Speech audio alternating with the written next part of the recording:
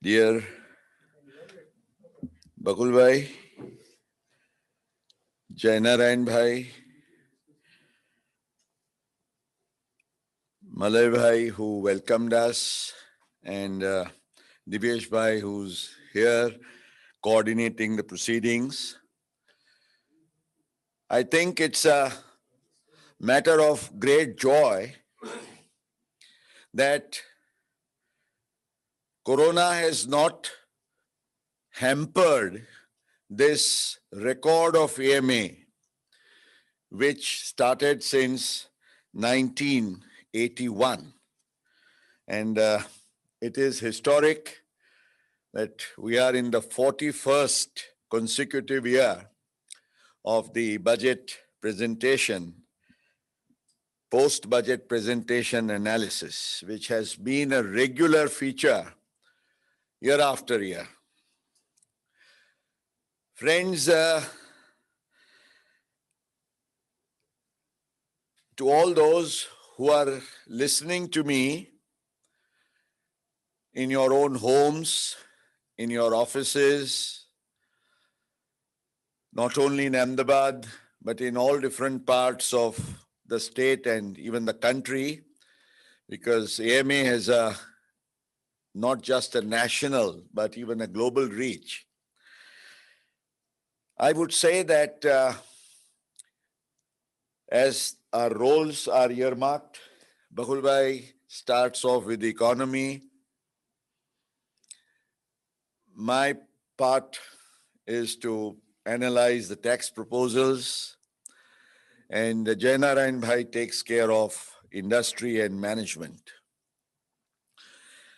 Friends, the economic scenario has been very rosily, I think, painted by Bakul Bhai. In fact, Bakul Bhai is almost pink, when he's looking at me, and the colors are showing on his face. In fact, to both of you, I just start a little bit in the lighter vein, because otherwise we don't have a galaxy here to which we otherwise like to play, audience. Bakul Bhai, you mentioned about the stock market zooming up by over 2,300 points. To be very honest, when the finance minister was entering the parliament and I saw her in her red and gold, the predominantly red with those sparks of gold that she had put on in her dress, I was expecting that she was going to literally incite the market.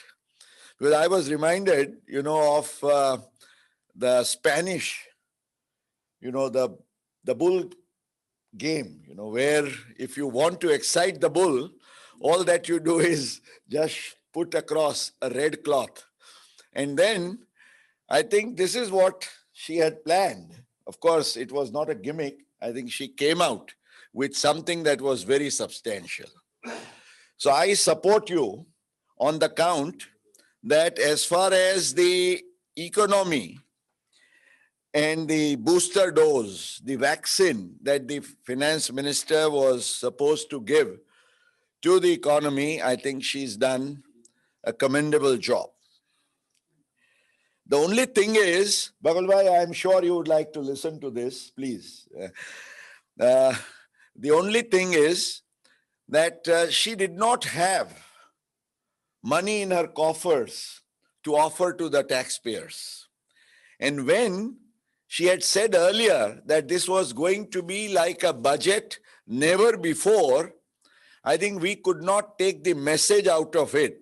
Particularly, it was meant for the taxpayers, because generally the finance ministers, they used to come once upon a time with briefcases. Then it became the Bahi Khata. And this time it was the iPad. You see, the iPad doesn't have any space to really hold anything.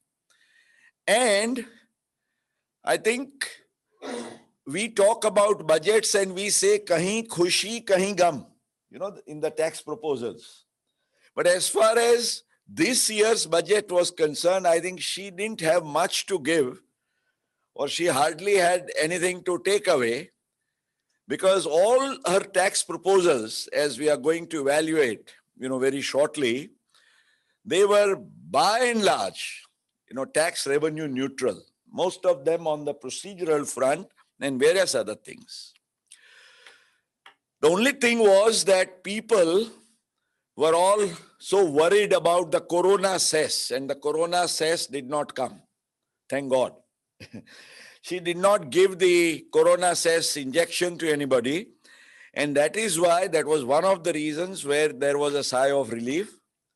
But apart from that, friends, as I said, this was a budget which did not have anything to offer substantially in terms of any reliefs, tangible monetary reliefs. So to that extent, the individual taxpayers in particular, they are no doubt disappointed. I can't help saying that. But then, having made these opening remarks, through the next 35 minutes, 40 minutes that I wish to take, is to analyze the important provisions of the Finance Bill 2021. Let me start with what she started with, and that was that 75 years of Indian independence. And she said, those with age 75 plus. You see, we have had all kinds of senior citizens until now. When senior citizens came, there was this age of 65. That was then reduced to 60. In between, you had super senior citizens with the age 80. And now you have specified senior citizens. That's the acronym that is given. And they say that 75 years plus, you will be a specified senior citizen.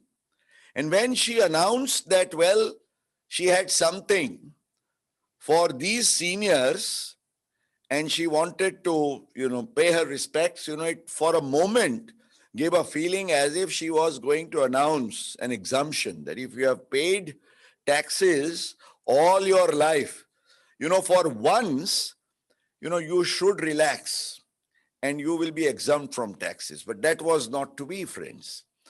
All that she announced was that there will be a relief, but only in terms of filing your tax return. Now, this relief too, friends, if it had come out as a clean relief, I would have welcomed it.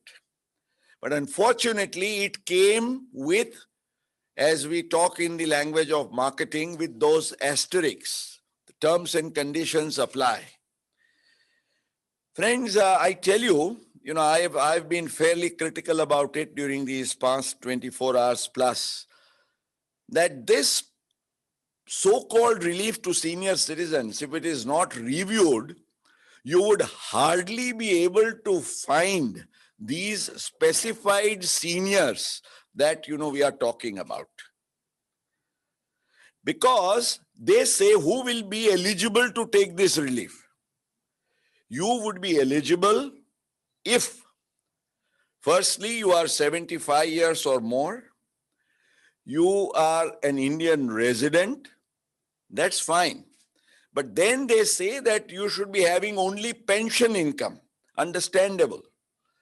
But apart from pension income, the other condition is that you should not have any other income other than interest. Okay, fine. But see the irony, friends, the condition they have put further is that the only interest income that you should have is interest which is credited in your account in which the pension is deposited. Now just imagine. So if it means, or it comes to a senior citizen who has more than one bank account, And even if there is a few 10, 20 rupees of savings bank account interest in an account other than this bank, or he has some dividend income or some miscellaneous income, he will be completely ineligible to get this relief. So I only pray and wish that if you are really sincere in giving a relief, give it wholeheartedly and not in this miserly fashion. Of course, I don't think that the FM would have had even time to go through the finer aspects of this proposal. But since this was made like one of the star attractions of the budget to start with, I only wanted to point out that unless and until this is reviewed, it's not going to work. Friends, some of the things which are the positive aspects of the budget, are those reliefs in terms of housing, a package of reliefs that she talked about. Obviously, because of Corona, these are some of the reliefs which were there earlier, but they have been extended by one more year because they were to expire on this 31st of March. One of the reliefs is if you are paying interest for a new house that you have taken and you are not having any other house, and it's like your one-time house, over and above 2 lakhs, you are getting the benefit of the additional 1,50,000. So you can take up to 3.5 lakhs. Now this came for the financial year 1920, section 80AA. It was extended for FY 2021 and further extended up to 31st March 22. So I think this is a welcome provision because it was much needed. Affordable housing, for real estate developers, there is this provision 80IBA, which was there, which again would have in the normal course, expired, as far as approval of schemes for affordable housing are concerned. Friends, you are aware of the fact that there are schemes within those norms of affordable housing that the real estate developers, all the profits that they get, are exempt within the terms and conditions of this section. So that has been extended by one more year to 31st March 2022. And I welcome another provision which has been made also in this budget, and that is in regard to rental housing, affordable rental housing. I think this is a very positive concept which was required. Because, in a state like Gujarat, if I have to give an example, we have so many migrant workers who come and they stay here. Now, obviously, they are not going to have their own house, but they need a house and they would need rental accommodation. Now, if their needs, are fulfilled through these kind of concessions, given to the real estate developers, I think it would really help the promotion of business industry and economic growth. So this is again a welcome provision. Friends, there are a number of provisions which have been, you can say, this was 1 year where you had, friends, she herself mentioned that there were 5 mini budgets earlier. And this was the 6th budget. So the 6th paperless digital budget that and the first of its kind, which she mentioned. But whatever was announced in the earlier budgets, and was not given a formal shape in terms of the provisions or clauses under the finance bill, they have been incorporated here. And one of those, just to remind you, is the provision which was introduced, in November, and which was said to be continuing up to 30th of June, that if you have invested in a first time new purchase, a first hand sale of a residential house, you would be eligible to, this kind of special concession, which is, as we know, the stamp duty value and the actual purchase value. If there is a gap, the normal gap that is acceptable is 10%, but for this purposes, it has been put at 20%. And this special provision, you will be able to get up to 30th of June 21. They've also, friends, extended the provision for startups under Section 80 IAC to 31st of March 22. The Leave Travel Concession Scheme, LTC, cash scheme, which was announced in October and which is to continue up to this 31st of March. Friends, that has again been given a formal shape under Section 10(5). Now, let me make a brief mention for salaried employees. When this scheme came to be announced, I said it was really an innovative idea, because during these corona times, when salaried employees are not able to obviously take any holidays or breaks and enjoy their leave travel and thus enjoy their exemption, they would have otherwise paid tax on the monies that would have been given by either the government or by the employers, corporate or other private employers who have this scheme.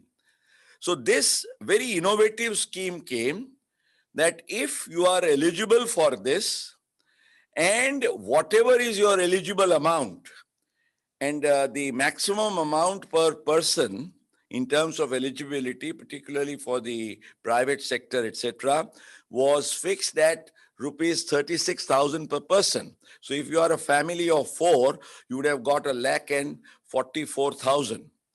Now, 3 times the amount of the eligible amount that you are getting as LTC, if you spend for the purchase of any goods or services which attract GST of 12% or more. Now, this was something very attractive. Take, for example, you are to purchase a motor car, you have to purchase some electronic goods, you have to purchase various things, or you have to avail of some services, where you are going to. So if within these parameters, you are able to take the benefit, friends, the section says if you take the full benefit 3 times, following the rules, you get the full benefit of the exemption. If you do it in part, you will get it pro rata. So this is the LTC scheme, which has also come and which is a very useful thing. Friends, the focus of this budget, apart from these few reliefs which have been given, I think the finance minister, I would like to commend her for a very positive stance and approach she has taken in steering the direct tax administration, through the present times and on to future. See, all along these years, we saw that the finance ministers came out with taxes and recovering taxes, and anybody in her place would have easily said, for the super rich, I am imposing corona cess, or I am bringing some kind of wealth tax or whatever. But then what would it have meant? It would have meant that, well, those who are paying taxes, like you and me, honestly complying with the laws, every time the punishment is inflicted on us.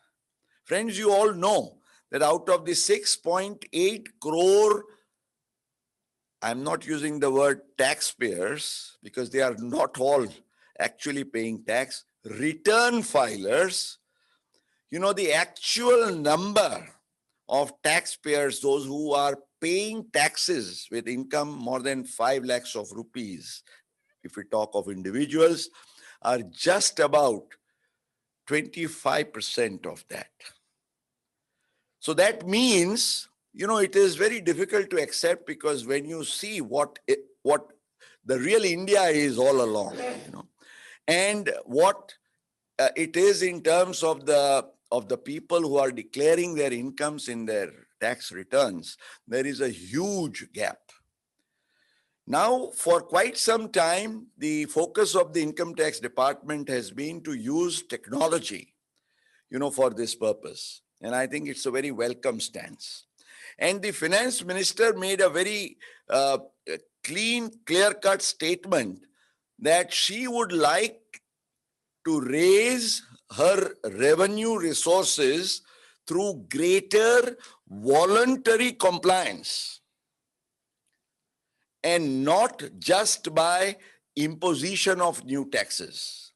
I think this is literally laying down the roadmap for the times ahead.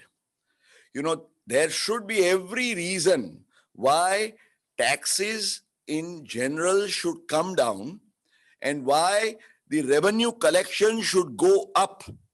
Because if you are able to administer, and I think one of the best examples that can be given is her announcement that she made in respect of the pre-filled returns. Friends, you are aware this year when you filed your returns, the salaried taxpayers, their salaries in form number 16 came up straight into their tax returns.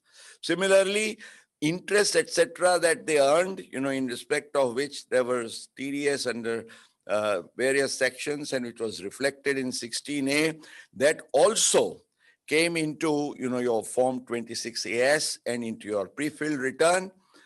Next year onwards, friends, she has made it very clear that even dividend income and capital gains, all your capital market transactions, they will figure into your pre-filled returns.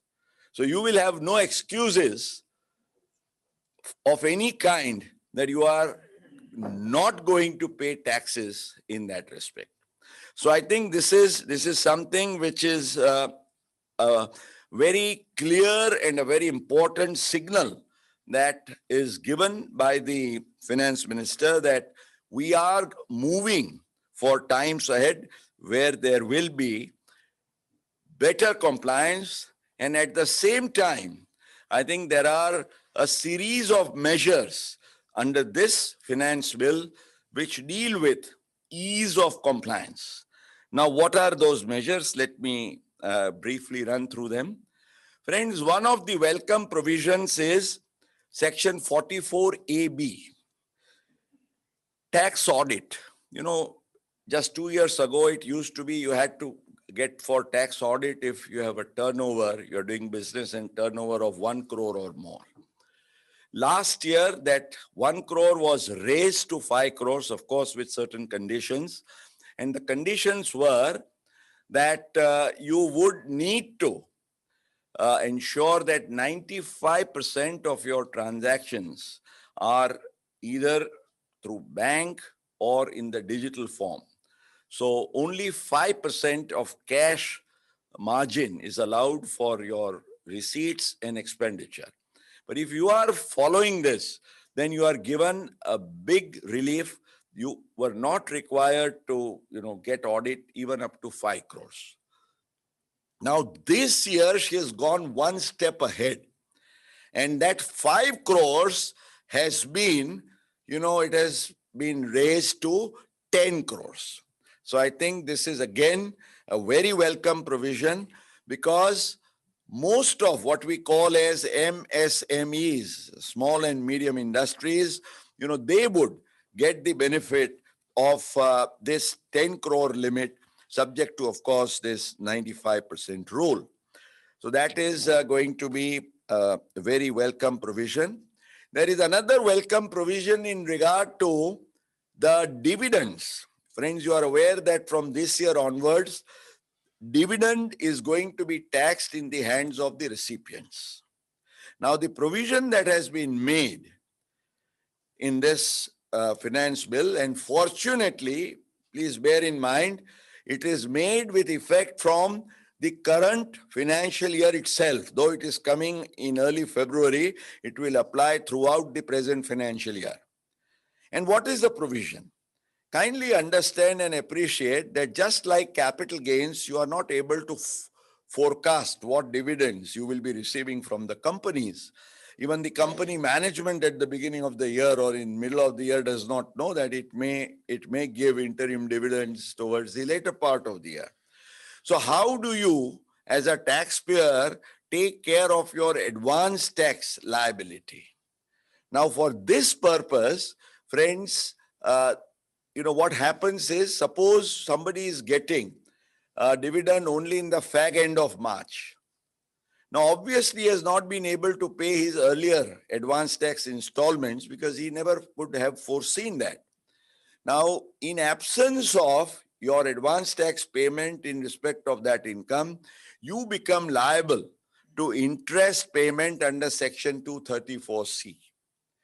So, you have been told, fortunately, this time with this amendment, that just as in the case of capital gains or other casual income which you are not able to foresee, you will get the benefit in regard to dividend, that you will be required to discharge your advance tax liability only after it is received.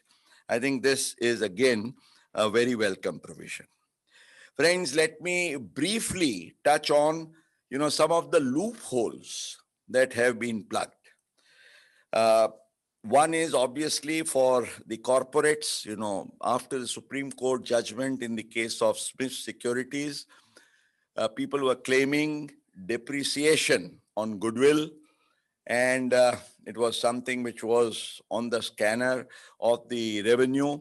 They have plugged the loophole by providing that no more depreciation in respect of such goodwill, more particularly when it has been created through, the process of restructuring, etc.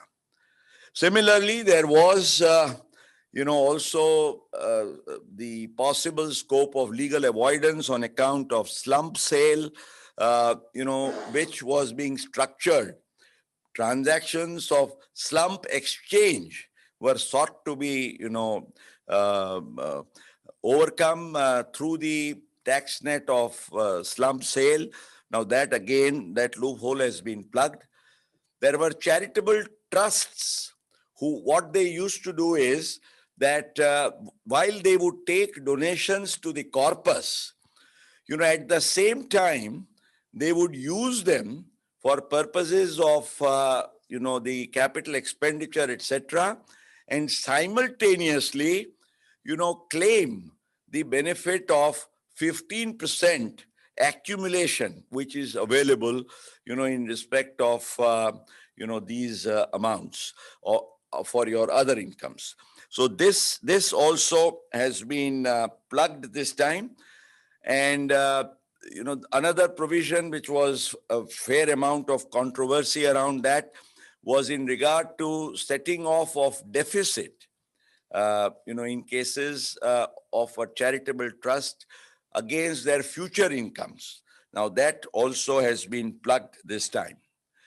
Partnership firms used to revalue their assets, create goodwills, credit amounts to the accounts of the partners, and through that, avoid taxes. Well, it was a lawful avoidance because Section 45(4) did not specifically tax these kind of scenarios. So a new subsection 4A to Section 45 has been introduced. So friends, these are some of the provisions which, they have brought in to plug the loopholes. But now there is another provision that also has been brought on similar lines is what the finance minister even mentioned, friends, if you recall during her speech, that employers used to delay the deposit of the employee contributions into the exchequer, and as a result of which the employees were legitimately deprived, of the interest they would have got, because, on the delay, then there's nobody to compensate them. And there were also situations where, their funds were put at great peril. So it has been clearly provided now that if the employer does not deposit the employee contribution in time, he will not get the benefit of deduction under, the Income Tax Act. People used to take the benefit, okay, we will deposit until the date of filing our return of income. But for employee contribution, it has been specifically provided that you will not get this benefit as well. Friends, on the charitable trust part, there is a welcome provision, and that is, again, because the focus has been ease of compliance. There are a number of provisions which have been brought in where, there are significant ease in terms of the compliance burden on taxpayers is concerned, and this is one of them. Charitable trusts, particularly those engaged in education, educational schools, colleges, institutions, and even hospitals, who are otherwise entitled to the benefit of exemption under Section 1023C, 3AD and 3AE. My professional friends would very much understand that.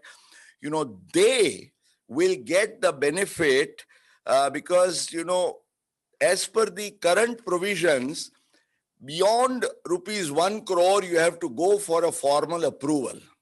Now, that limit of 1 crore has been raised to 5 crores.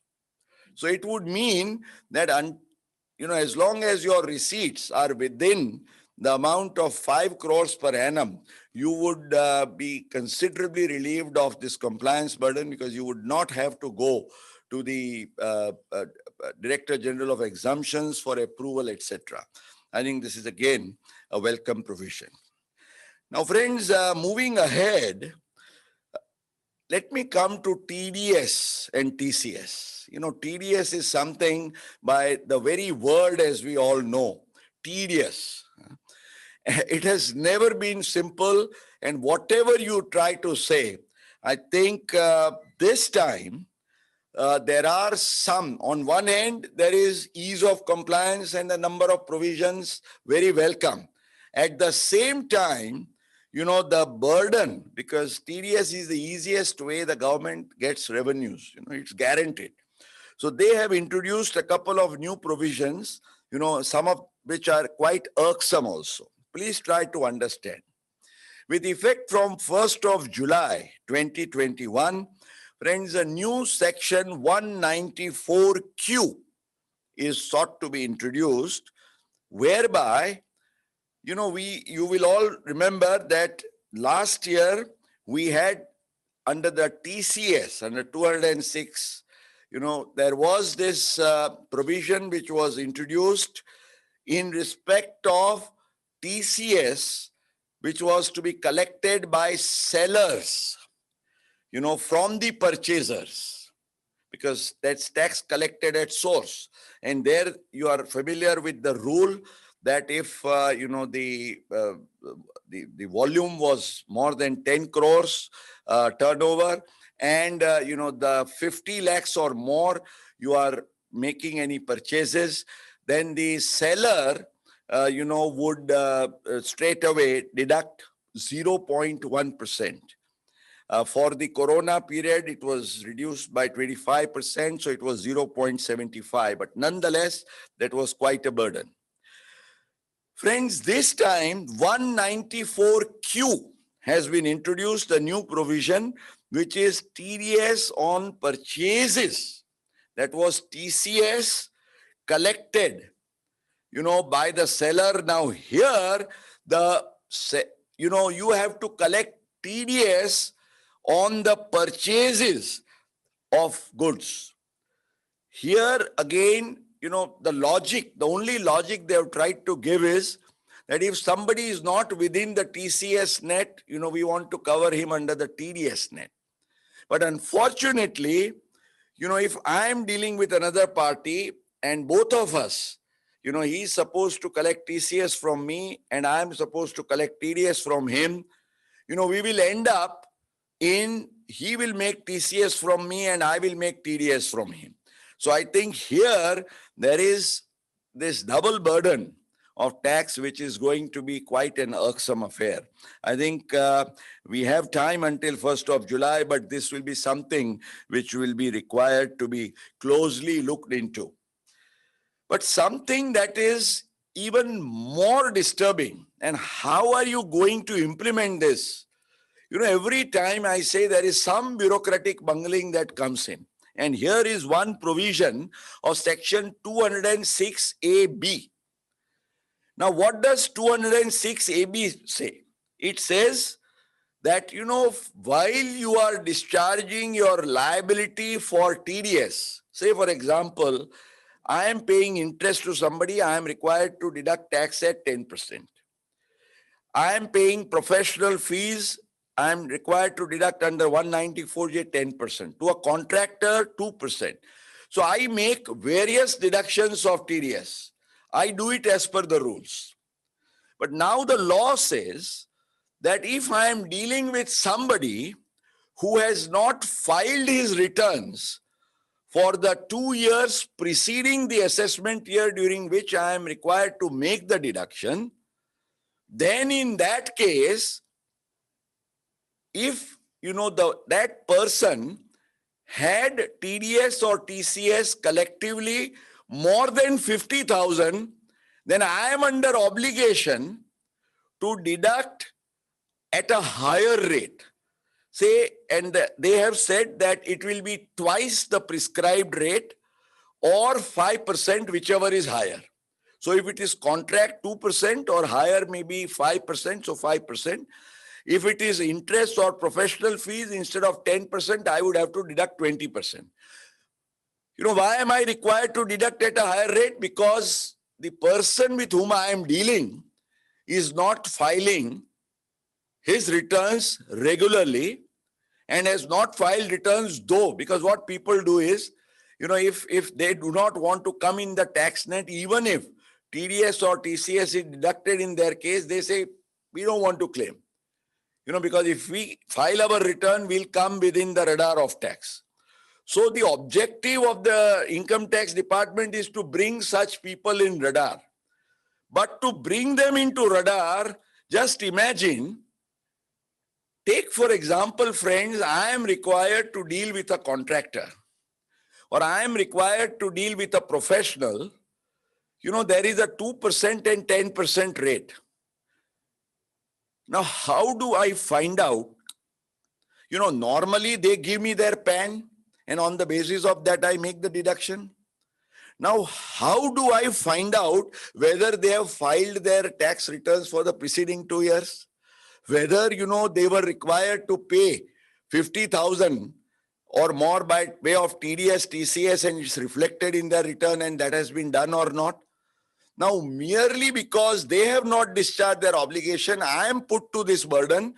And suppose I am dealing with the contractor and I say, show me your tax returns. Is he going to show me his tax returns? Or say, for example, a bank will say, today they ask your PAN number. Now they will say, you come and give me a copy of your tax return or form 26AS, because only then we can verify whether you are discharging your obligation or not. Is it fair that, person's privacy, my personal tax affairs, I am required to disclose to somebody just because I am dealing with him? And the other person is put to this because if I have not deducted according to law, then I would be held responsible. I think I could go on talking about this, but this is a very disturbing provision which needs to be, friends, talked about. I'll take just a couple of minutes more to wind up with, one of the, there are a couple of procedural provisions, which are there in this budget. One is in regard to the reopening, which was a huge, concern for tax litigation. They have brought in some very welcome provisions by stating, taxpayers were having this Damocles sword hanging on their head for 6 years. Your case could be reopened. Now that 6 years has been brought down to 3 years. If it is a case of extreme evasion, it could go up to 16 years. That has been brought down to 10 years. They've put in monetary limits.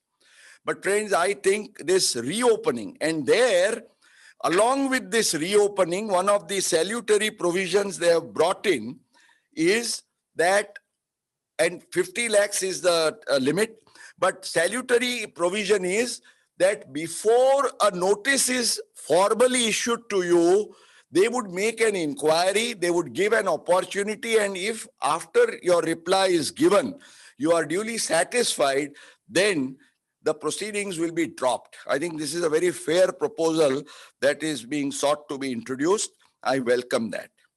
Friends, the last two provisions are in regard to the filing of the tax return and the completion of the assessment proceedings. Today, you can file your return latest until the end of the financial year, that is March. Now, that is being preponed by 3 months. Either to file your return or revise your return, the deadline will be 31st of December. As far as completion of the assessment proceedings are concerned, they say that it will be completed within 9 months from the end of the assessment year. So if for the assessment year 21-22, you have filed your return this year, the return filing date will be the end of December, and the completion of the assessment would be made within 9 months. So by 31st of December 22. And the time period for issue of notice, today it is September, that is again being preponed by 3 months. So that will be June. So, you file a return until December, you will get a notice until June, and within 6 months, if at all an assessment is to be completed through the faceless manner, that would be completed. And friends, the last thing which I wanted to mention here was dispute resolution. Dispute resolution, they have brought in a host of measures, and they are, the abolition of the settlement commission, the introduction of a dispute resolution committee. They have also said that we will come forward with the faceless, income tax appellate tribunal, and advance ruling for residents and non-residents. There is also being introduced. So all these measures, the Vivad Se Vishwas scheme has been extended, as you are all aware, by 1 more month. Friends, while I wind up, I would like to raise only one last point, urging that, the finance minister needs to be sensitized. She may not have given any reliefs to the salaried, but at least those young professionals, those, top executives who are getting good packages, say of anything around 1,75,000 per month or more in terms of a PFable amount. One of the retrograde measures this budget has brought in is that if your, last year they brought in employers' contribution more than 7,50,000, it will be taxed, interest will be taxed. If they had brought in a similar provision for the employees' contribution, nobody would have had a grievance. But they say if the employee is contributing more than 2,50,000 in a year, then in that case, the interest that you are earning over and above that amount of 2,50,000, that would be taxed. I think this is a measure which is not fair, which is not justified, and with all the good things that are there in the budget, there are these black spots, these mole holes. I think they need to be remedied. So let's hope that the finance minister will do the needful. And thank you, my own AMA, once again. As we say, the FMs come and FMs go, but our show must go on forever. Thank you very much, Bakul Bhai, Jainarayan Bhai. I would request you to please come and address.